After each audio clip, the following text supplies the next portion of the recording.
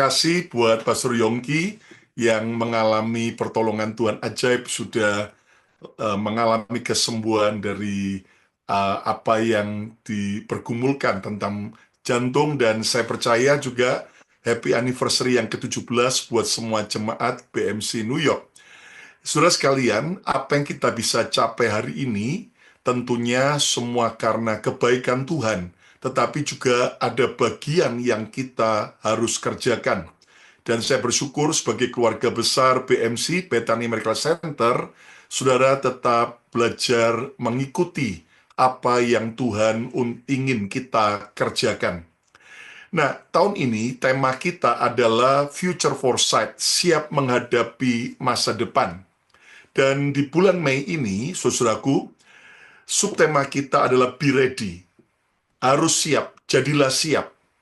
Tahukah Anda bahwa kita sedang mengalami keadaan yang serba tidak menentu? Nah, di tengah perubahan zaman yang semakin jahat ini, di tengah perubahan kondisi yang semakin sukar dan penuh dengan ketidakpastian, maka kita harus mengerti bahwa kita harus mempersiapkan bukan hanya tentang kerohanian kita, tetapi juga soal keluarga. Nah, tema khotbah saya pada malam ini adalah jangan biarkan keluargamu lemah. Jangan biarkan keluargamu lemah. Tahukah Anda bahwa saudara dan saya tidak boleh membiarkan keluarga kita lemah, tetapi kita harus memperkuat keluarga kita agar, saudaraku, kita bisa melewati setiap tantangan, pergumulan, dan kondisi-kondisi yang akan terjadi di hari depan kita.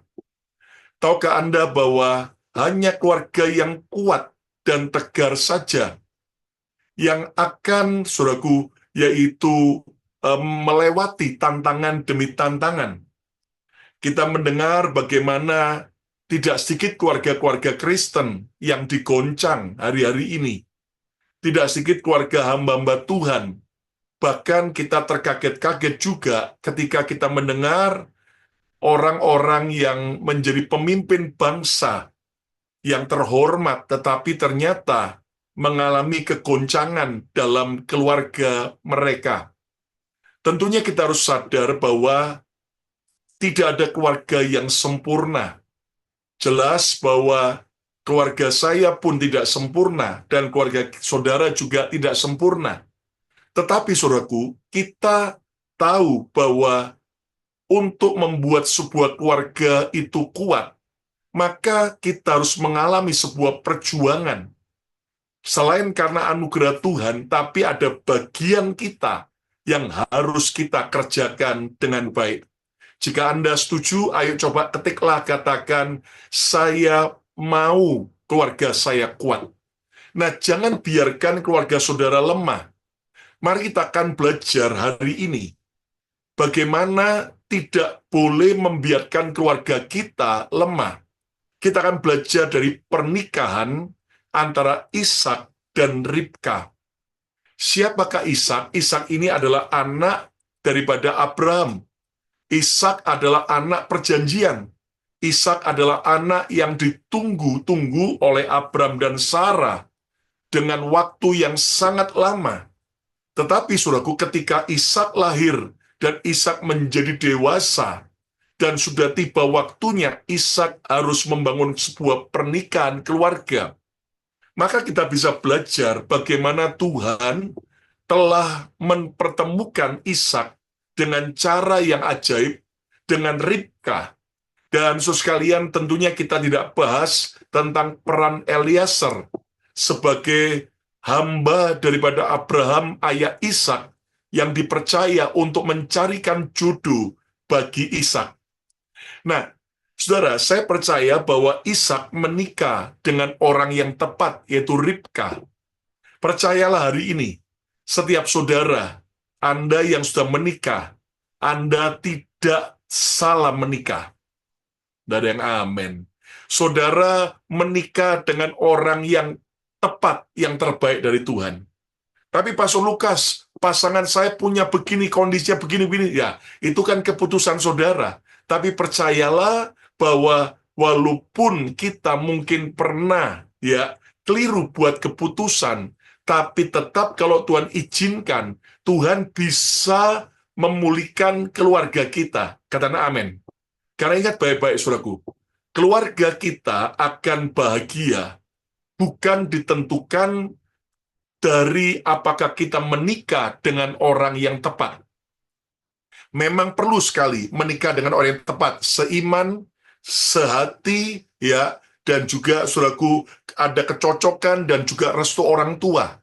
Tetapi ada orang-orang yang sudah menikah dengan orang-orang yang tepat, tetapi toh nggak bahagia. Nah, kenapa, saudaraku? Mari kita akan belajar dari pernikahan Ishak dan Ribka. Saya melihat ada 3 perjalanan yang harus kita lakukan untuk tidak boleh membiarkan keluarga kita lemah, tapi harus menjadikan keluarga kita kuat. Apa saja yang harus kita lakukan? Yang pertama adalah perkuat keluargamu menang atas setiap godaan.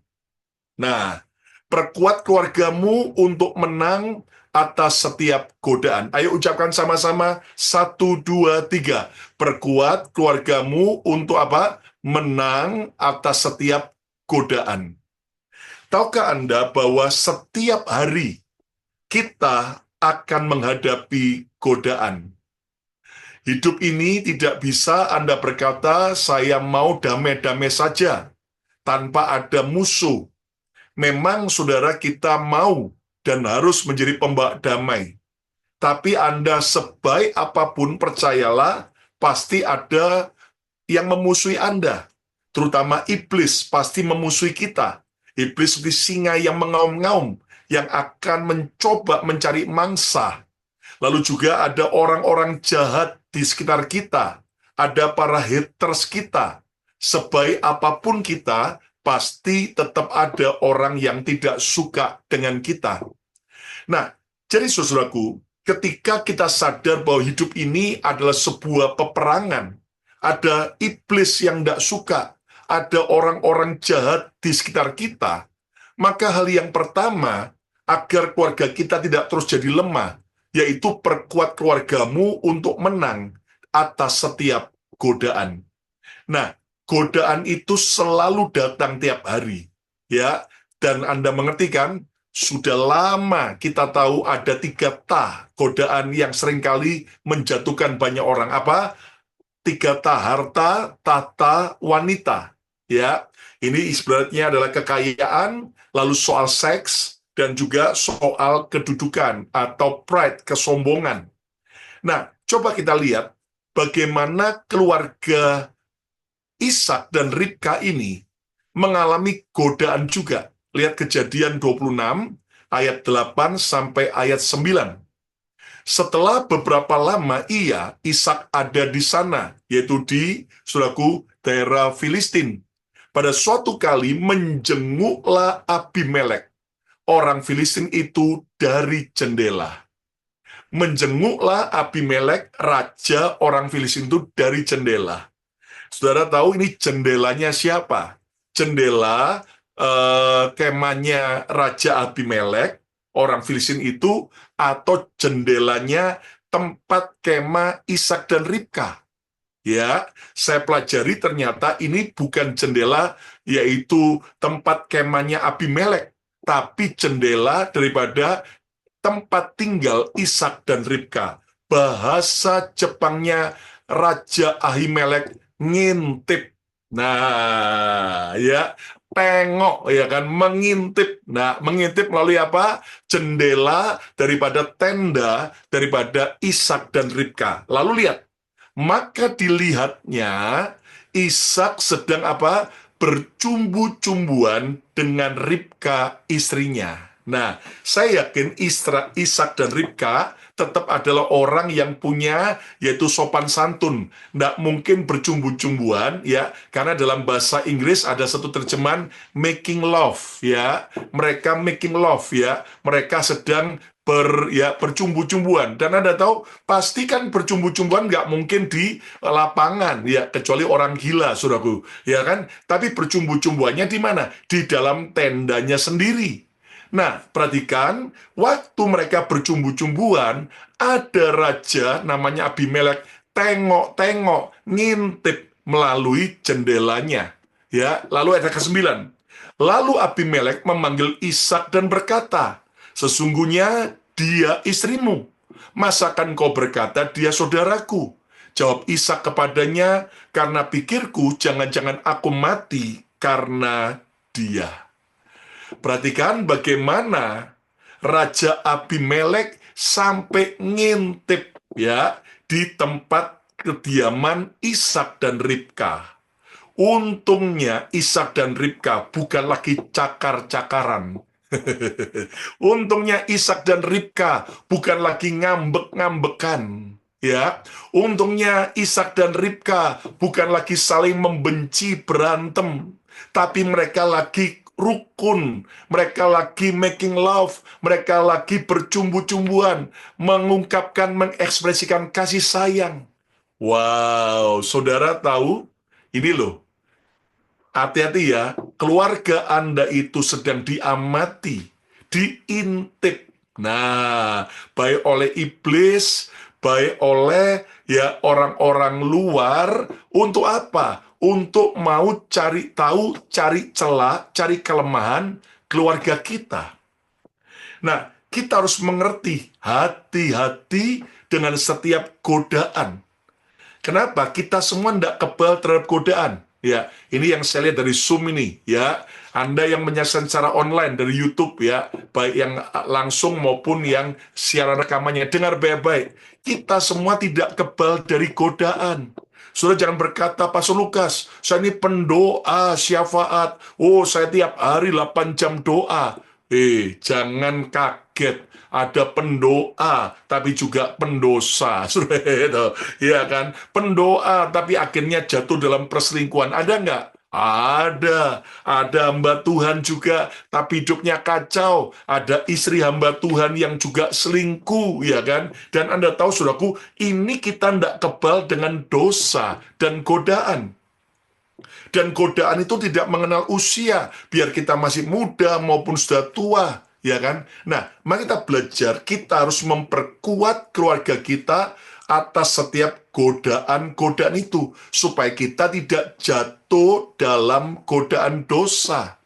Dosa selalu menyenangkan, dosa selalu asik, karena kalau dosa tidak asik, ya mana ada orang mau jatuh dalam dosa, ya kan? Makanya pohon pengetahuan baik dan jahat itu buahnya dilihat oleh Adam dan Hawa, ya menarik hati. Nah, hati-hati saudara ya, apa yang bukan milik kita kadang-kadang memang kelihatan lebih menarik, ya kan, dibanding Susan istri kita. Lihat Susi teman kerja kok kayaknya lebih menarik, ya. Nah, dibanding Anton suami kita yang perutnya tambah buncit, ya kan, yang suka ngorok dan pelit dan kasar dan kurang romantis, dibanding dengan Benny, ya, yang teman kerja kita yang lembut, yang perhatian, yang betul-betul mau mendengar kita. Nah, hati-hati, karena kita tidak kebal dengan semua godaan. Belum lagi yang namanya godaan untuk tidak jujur soal keuangan. Terutama kita yang dipercaya memegang keuangan. Lihat sekali Yudas Iskariot yang sudah dekat dengan Yesus, yang tiap hari dengar pengajaran Yesus, yang tinggal dengan Yesus, yang lihat mujizat dengan Yesus saja, dia jatuh dalam godaan korupsi dari uang kas yang dipegangnya. Nggak ada jaminan kalau hamba Tuhan yang peka dengan Tuhan, lalu kemudian nggak tergoda. Semua kita tiap hari bisa hadapi godaan. Apalagi sekarang godaan itu nggak jauh, ada di tangan kita nih loh, ya, di gadget kita, ya. Oh, mungkin kita tergoda untuk cari mantan-mantan kita. Nah, mantanku sekarang gimana ya? Nah, lalu mulai coba ketik, nah, cari, hati-hati saudara ya. Lalu kemudian kita juga bisa tergoda dengan tawaran judi online, tawaran kemudian, yaitu saudaraku, untuk kita melihat hal-hal yang nggak benar dan sebagainya. Nah, ayo hari ini kita harus perkuat keluarga kita dari godaan demi godaan. Tuhan sayang buat kita. Jangan rusak keluarga kita. Jangan rusak keluarga kita hanya demi ya sedendeng ya yang ternyata membuat dan menghancurkan keluarga kita. Ayo kita belajar. Kalaupun kita pernah jatuh, kalaupun kita pernah buat salah, kalaupun kita tergoda, ayo cepat kembali. Supaya apa? Supaya kasih karunia Tuhan mengampuni dan memulihkan. Yang mengerti katakan amin. Untung Ishak dan Ribka lagi bercumbu-cumbuan. Saudara, perkuat keluarga kita. Ayo, makin hari menikah tambah rukun. Tuh, ini kalau menunduk semua ini ya, toh. Makin hari menikah tambah rukun ya. Kalau suami istri berkata, oh tambah lama menikah, sudah kayak koko sama adik, sudah kayak saudara, itu keliru ya. Menikah tambah lama harus tambah apa? Jatuh cinta. Nah, dan ingat saudaraku, bukan cuma jatuh cinta, merawat cinta ya. Makanya ayo belajar, nggak cuma lihat kekurangan pasangan kita. Rumput tetangga selalu kelihatan lebih hijau, menggoda ya. Padahal rumput kita dilihat sama tetangga kita juga lebih hijau daripada rumputnya. Nah, daripada kita sibuk kemudian melihat yang lain, kenapa kita nggak rawat ya rumput kita sendiri? Wanita itu cepat tua atau awet muda, tergantung dari bagaimana suaminya memperlakukannya. Yang amin cuma satu. Sekali lagi, istri bisa cepat tua kalau dianiaya, dikasari oleh suami. Tapi istri jadi lebih awet muda dan kelihatan bersinar ya kan, kinclong kalau suaminya bisa membahagiakan. Ya kan? Selain dengan perbuatan baik, tapi juga jangan lupa ya kunci brankas dan PIN ATM saudara, ya kan saudara. Nah, kita belajar yuk, suami juga panjang umur atau cepat mati. Ya, itu tergantung bagaimana cara istri memperlakukan. Makanya kan Alkitab berkata lebih baik tinggal di soto rumah, lebih baik tinggal di padang gurun daripada tinggal dengan seorang wanita atau istri yang suka ribut, suka berantem. Saya percaya hari ini setiap wanita tukang berantem sudah bertobat. Katakan amin ya. Kalau belum bertobat ya kan, jangan terlambat saudaraku. Sebelum suami Anda akhirnya cepat check out dari dunia ini saudaraku.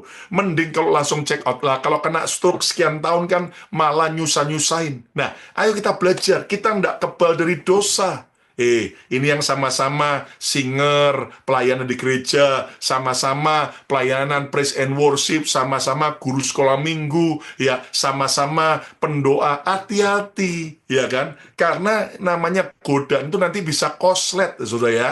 Nah, mari kita belajar, kita harus tegas, dengan diri kita sendiri, mendisiplin. Aku tidak mau mempermalukan nama Yesus. Aku tidak mau mendukakan hati Roh Kudus. Aku mau tetap kuat melewati setiap godaan-godaan. Yang setuju katakan amin. Ya, saya banyak ngobrol dengan orang-orang hamba-hamba Tuhan yang jatuh dalam suraku skandal-skandal. Semuanya nggak langsung otomatis, tapi dimulai dari pikiran-pikiran jahat. Nah, kalau pikiran-pikiran itu kemudian kita teruskan, kita buai, lama-lama menjadi sebuah tindakan.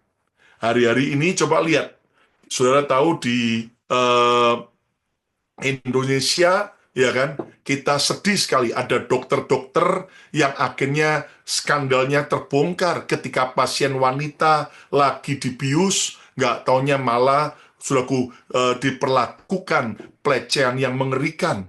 Bahkan di Netflix ada sebuah film ya tentang sebuah pondok pesantren dengan tema Walid. Dan sekarang lagi heboh, ternyata Walid itu yang dari Malaysia, yang pondok itu, saudaraku, ternyata melakukan begitu banyak abuse soal seks dari si pemimpinnya dengan anak-anak perempuan yang masih remaja maupun yang sudah dewasa. Dan ternyata akhirnya dari berbagai tempat di Indonesia, mulai banyak wanita-wanita yang melaporkan kalau mereka, saudaraku, mengalami jadi korban pelecehan seks dari pemimpin agamanya. Wah, mengerikan sekali. Ayo kita belajar, kita harus kuat melewati setiap godaan. Yang mau kuat lewati godaan, ayo pegang dada masing-masing. Katakan, Tuhan kuatkan saya. Tuhan beri saya sebuah ketegasan, tegas dengan diri saya sendiri, tegas dengan pikiran saya, tegas dengan semua rencana dan tindakan saya, supaya saya tetap bisa kuat dalam menghadapi setiap godaan. Kalau saya kuat, saya percaya saya bisa menguatkan anggota keluarga saya yang lain, supaya mereka juga tidak jatuh dari setiap godaan. Berkati kami Tuhan, tolong kami Roh Kudus, dan pimpin kami. Kalau sampai jalan kami sudah mulai serong, cegah kami dari kejatuhan, tegur, hajar kami, sampai kami segera bertobat dan kembali kepada rencana Tuhan, dan tidak sampai tergoda dengan semua godaan-godaan daripada iblis Tuhan maupun orang jahat. Berkati dalam nama Yesus, katakan amin. Ayo tepuk tangan yang meriah, haleluya ya. Ayo janjian sama-sama keluarga BMC untuk kita tetap kuat menghadapi setiap godaan. Yang kedua, apa yang harus kita lakukan? Belajar dari pernikahan Ishak, hindarkan keluargamu dari kesalahpahaman. Nah, salah paham itu sering terjadi, tapi kalau kita terus tinggal dalam kesalahpahaman, wah itu persoalan. Nah, perhatikan pernikahan Ribka dan Ishak, anak perjanjian, anak yang dicintai Tuhan, anak pemberian Tuhan. Tapi lihat dalam pernikahannya, Kejadian 25 ayat 28 dikatakan, Ishak sayang kepada Esau, anaknya yang pertama, sebab ia suka makan daging buruan, tetapi Ribka kasih kepada Yakub. Dari sini saja kita bisa tahu, pria dan wanita hobinya beda-beda.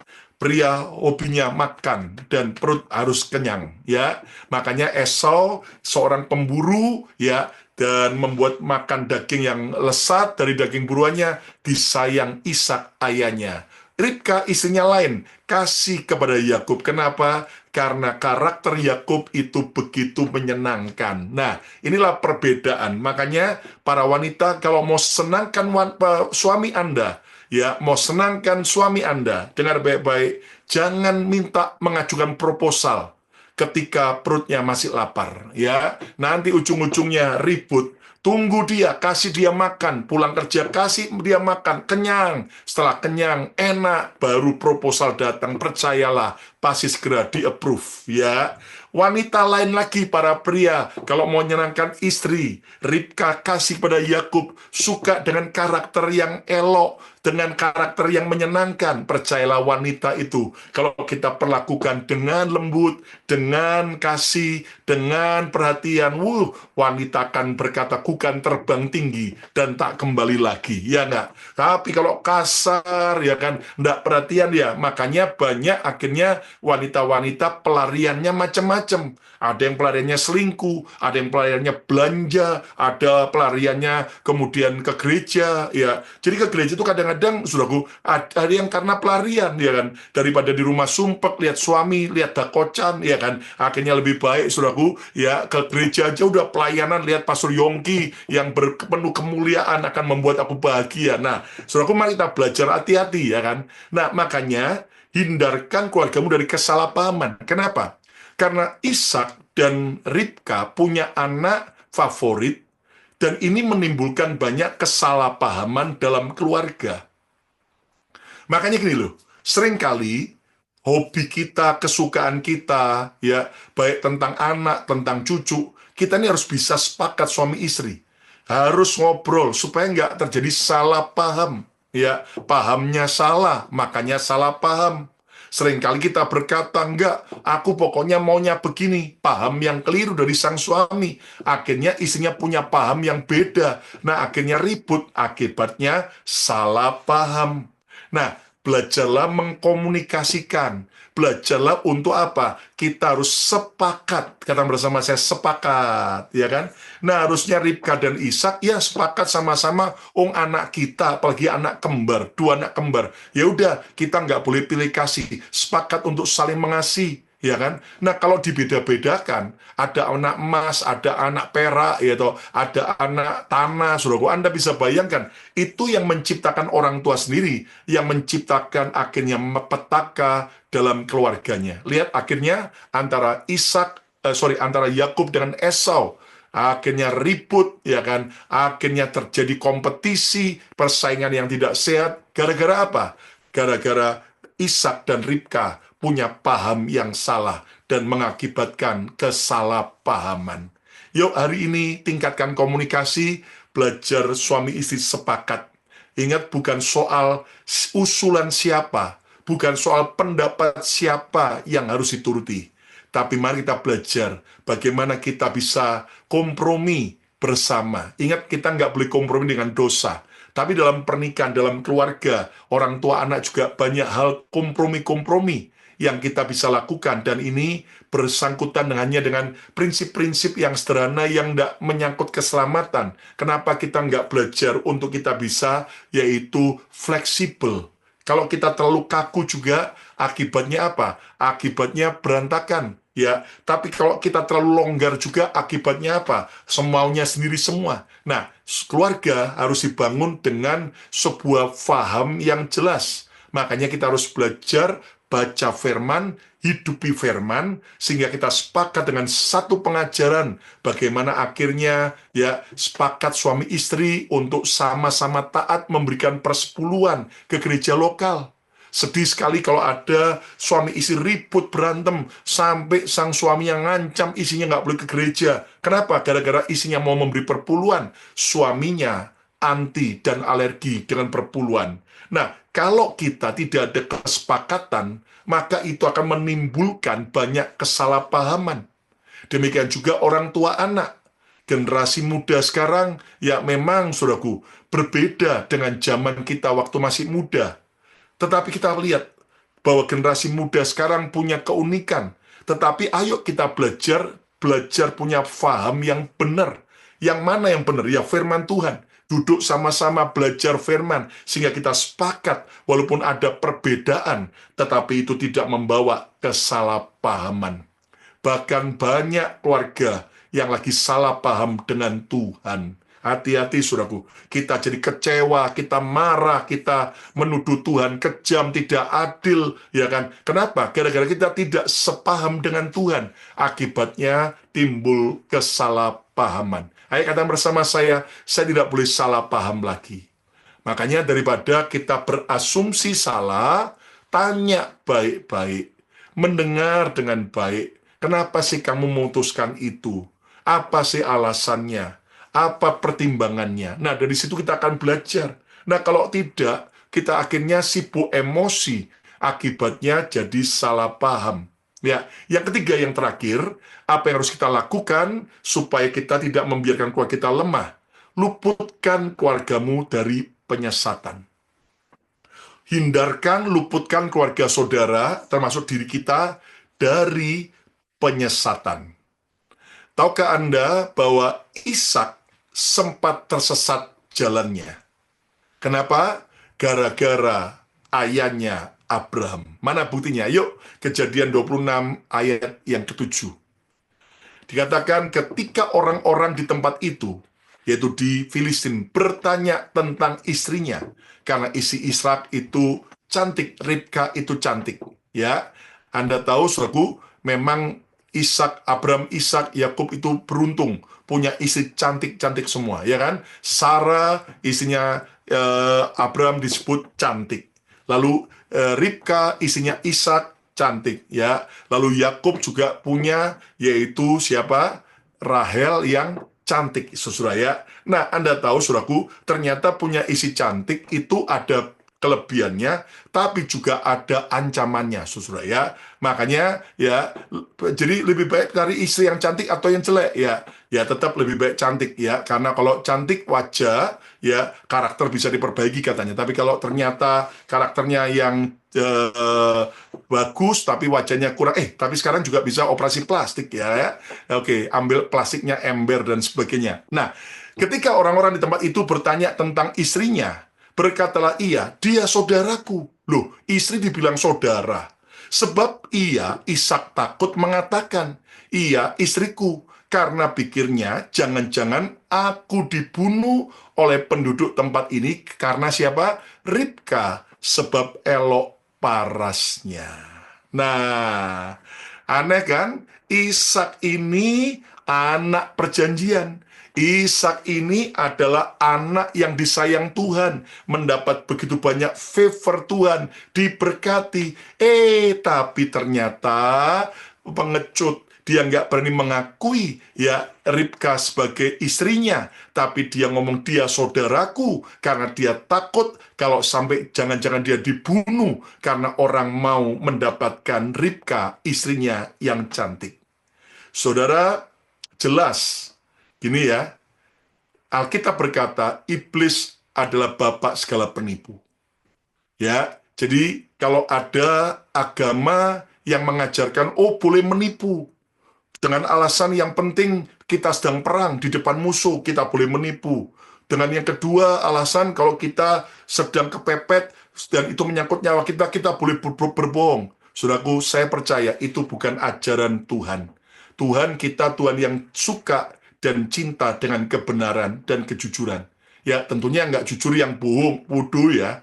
Lalu nanti Anda ditanya, nomor SS-mu berapa? Ya Anda jujur, Anda kasih tahu sama orang. Lalu dikemplang, dijadikan sebuah alat untuk scam, yaitu namanya bodoh sendiri. Jujur, tapi pinter. Ya. Nah, saudaraku, ternyata Ishak ini bohong.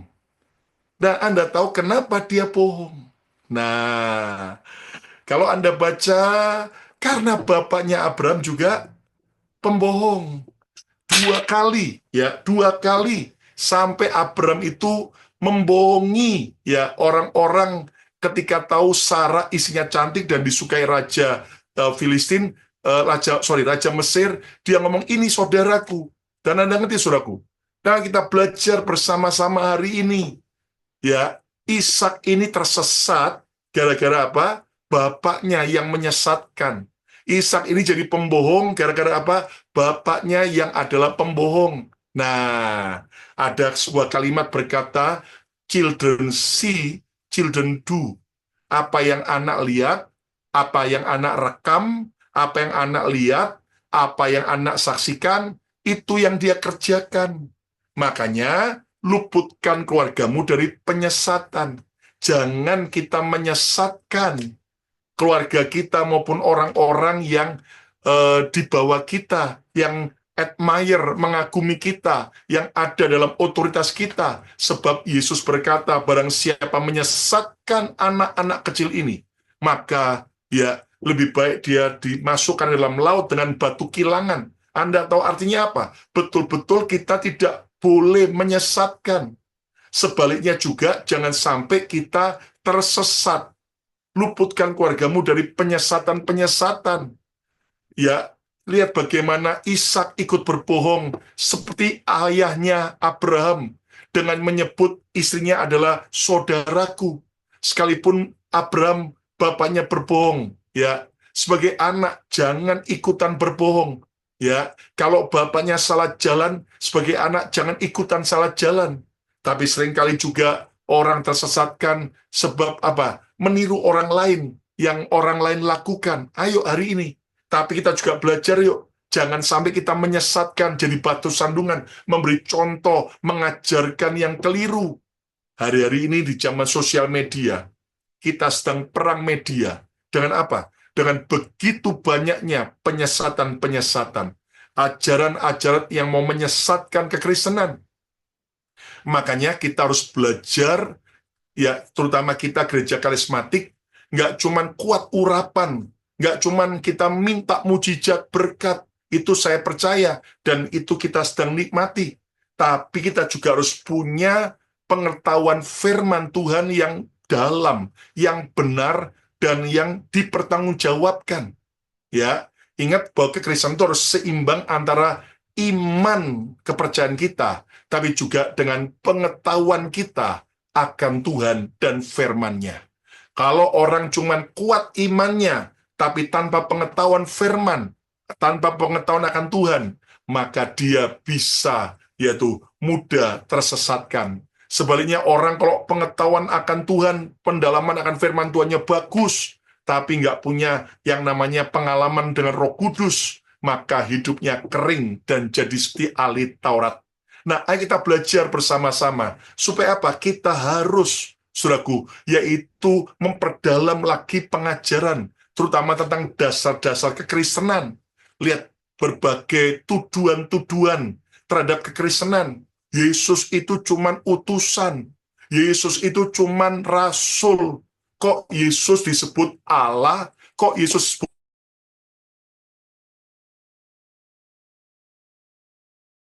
pusatkan? Nah, kalau kita nggak ngerti, akibatnya apa? Tersesat. Nah, orang Kristen itu kadang-kadang take granted. Pokoknya aku percaya. Loh iya, tapi iman itu harus bisa dijelaskan. Iman harus bisa menjelaskan. Ketika ada tuduhan-tuduhan yang salah, bagaimana kita nggak perlu emosi, tapi kita bisa menjelaskan dengan baik. Loh, Yesus kan berkata, aku diutus Bapa. Jadi Yesus itu lebih rendah dari Bapa. Yesus cuma utusan. Yesus bukan Allah. Yesus bukan Tuhan. Nah, Yesus bukan pencipta. Bagaimana kita menjelaskannya? Nah, simpel saja. Ya kan? Yohanes 1 ayat 1 sampai 3. Ya, pada mulanya adalah firman. Dan firman itu bersama-sama dengan Allah. Dan firman itu adalah Allah. Jadi Yesus, sang firman adalah Allah. Ya kan? Nah, kita harus belajar yuk, ngerti. Tapi bagaimana utusan kok bisa menjadi pengutus? Ya enggak mungkin. Loh, gampang. Ya kan? Misalnya saya sama Pastor Yongki. Sama-sama manusia kan kita ini. Lalu saya berkata sama Pastor Yongki, Pak Yongki tolong ya untuk datang ke Philadelphia melayani waktu saya sedang pergi ke Indonesia pelayanan. Nah, ketika saya minta tolong Pak Yongki, saya utus dari New York ke Philadelphia. Saya mau tanya sama saudara, Pak Yongki sebagai utusan saya di Philadelphia, tetapi apakah Pak Yongki berubah tidak jadi manusia lagi? Berubah lebih rendah daripada manusia, karena dia cuma utusan saya? Kan enggak. Pak Yongki tetap adalah manusia, walaupun sedang diutus. Paham, saudaraku?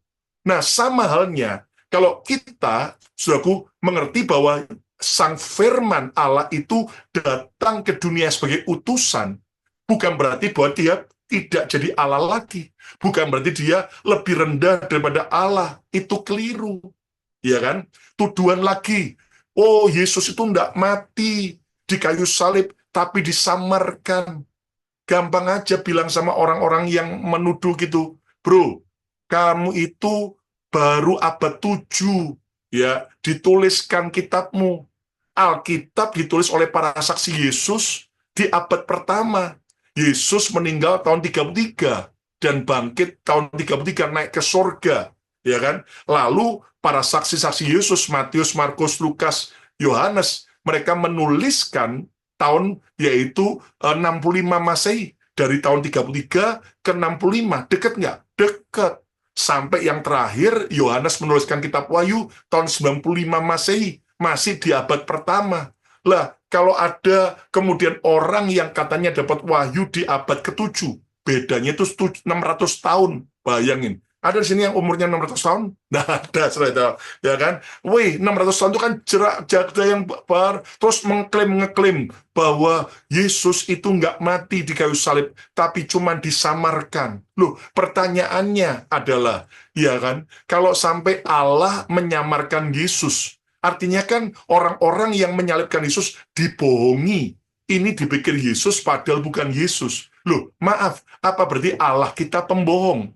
Ya, Allah kita penipu. Oh, hati-hati, ya kan. Jangan bilang Tuhan penipu, dia nggak pernah berdusta. Iblis lah bapak segala dusta. Katakan amin, suku. Ya kan. Lalu lagi serangan-serangan, ya kan. Misalnya, Coba lihat Alkitab dipalsukan. Lihat Alkitab dipalsukan. Nggak ada palsunya. Ini Alkitab dipalsukan. Gampang saja. Ya kan? Misalnya, istrinya Pak Akwang dituduh. Istrinya Pak Akwang itu namanya sekarang itu palsu. Namanya itu palsu. Gampang kan? Pak Akwang ketika dituduh nama istrinya palsu, tanya aja, mana buktinya? Mana bukti nama yang asli? Loh, kalau dia nggak bisa membuktikan mana yang asli, ya kan? Maka mana bisa dia menuduh itu palsu, ya kan? Sama juga, saudaraku. Kalau Anda punya uang asli, lalu dituduh palsu, mana coba buktikan yang asli seperti apa? Saya mau lihat. Paham, saudara? Nah, kalau dituduhkan Alkitab kita sudah dipalsukan, ayo coba buktikan mana Alkitab yang asli. Ternyata kita bisa tunjukkan, ya, justru yang menuduh itu tahun 1925 di Mesir, semua mereka buat sebuah salinan baru tentang kitab mereka. Jadi kitab mereka sudah disalin kembali dengan banyak perubahan-perubahan. Tapi kok nuduh justru Alkitab yang dipalsukan.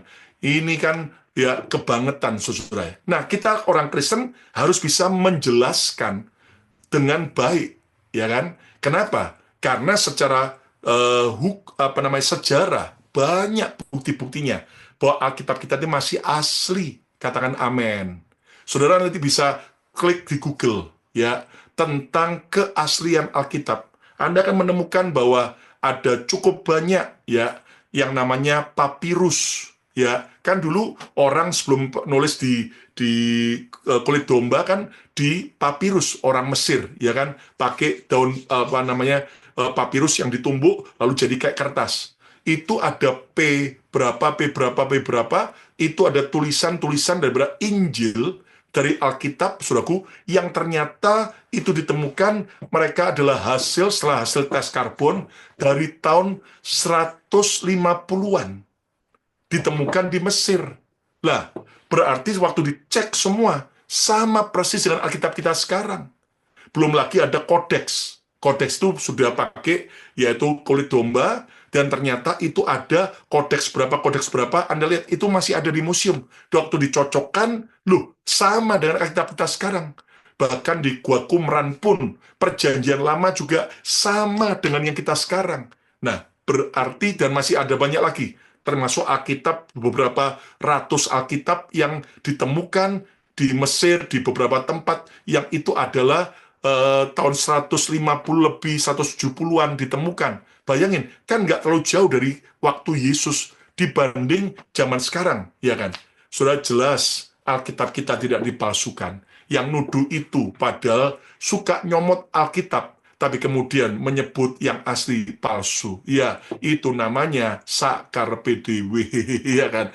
Nah, jadi mari kita belajar untuk kita mengerti. Kalau ada tuduhan-tuduhan yang salah, kita harus mempersiapkan. Nah, hati-hati, karena terutama anak-anak kita di sekolah, sekarang ini sudah dan sedang terus, ya kan, disodori dengan semua ajaran-ajaran yang sesat.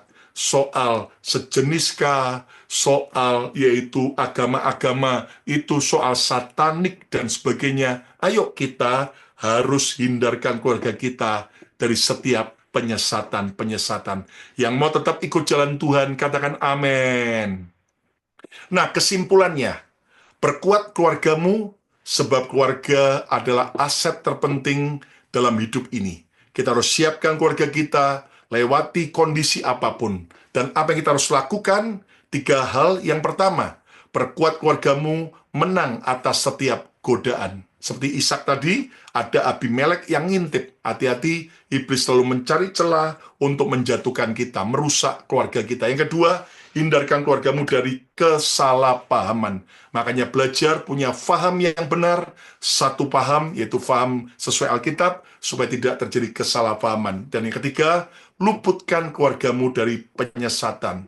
Waspadai supaya jangan tersesat, supaya kita tetap hidup berkenan di hadapan Tuhan. Engkau Tuhan setia di setiap musim hidup kami.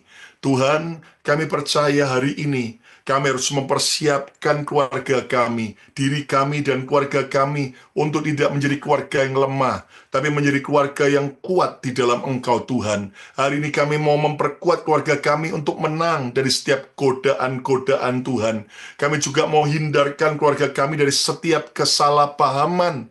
Bahkan kami mau meluputkan keluarga kami dari setiap penyesatan-penyesatan. Tuhan, tolong kami, biar kami terus, baik yang sudah menikah maupun yang belum menikah. Tuhan, biar kami benar-benar, Tuhan, tetap hidup di dalam kebenaran-Mu, Tuhan. Biar kami tidak tersesatkan, Tuhan. Biar kami tidak sampai, Tuhan, terlibat dalam kesalahpahaman dan juga tidak sampai jatuh dari setiap godaan. Tuhan, kami minta anugerah-Mu, Tuhan, supaya kami teguh berdiri menjelang kedatangan-Mu kembali yang kedua. Biar kami tetap berjaga-jaga dan kami tetap hidup berkenan, sehingga waktu Tuhan datang kembali kami siap sedia. Tuhan, kami sekarang merendahkan diri kami minta urapan-Mu, Tuhan, sebab kami percaya bahwa Tuhan memberi kemenangan kepada orang-orang yang diurapinya. Dan kami sekarang angkat tinggi minyak pengurapan Tuhan di tempat kami masing-masing. Sekali lagi Tuhan, kami tidak pernah memberhalakan minyak, tetapi ini adalah minyak zaitun yang kami imani